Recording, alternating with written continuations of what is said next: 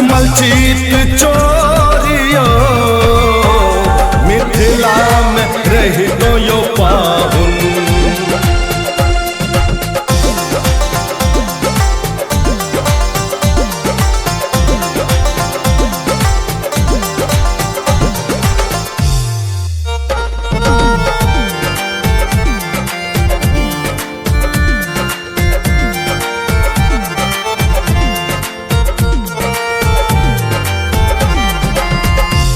श्यामल बरन अहाँ के भाई किया गोरियो, श्यामल बरन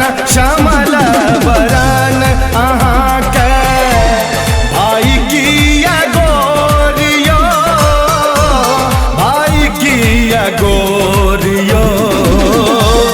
कहूँ मैं कौशल्या की खेली घटा घन घोरियो मिथिले में रही तो यो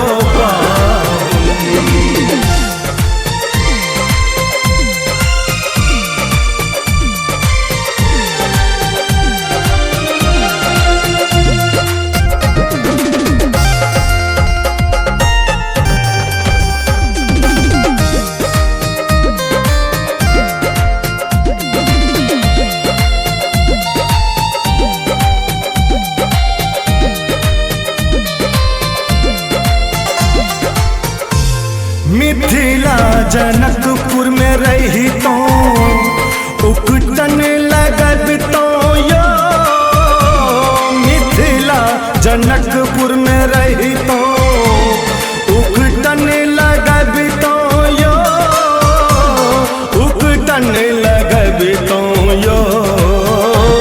दूधमती के निर्मल जल सो नित दिन नहब तो यो, मिथिले में रही तो यो पाहुन।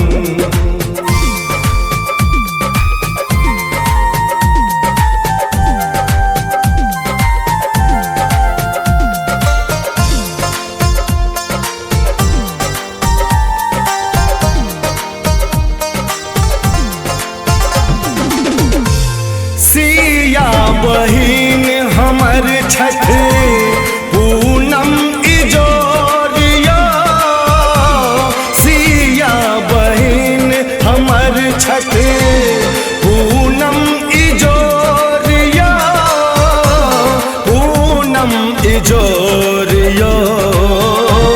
तीसी के फूल सन रघुबर मोरियो मिथिले में रही तो यो पाहुन।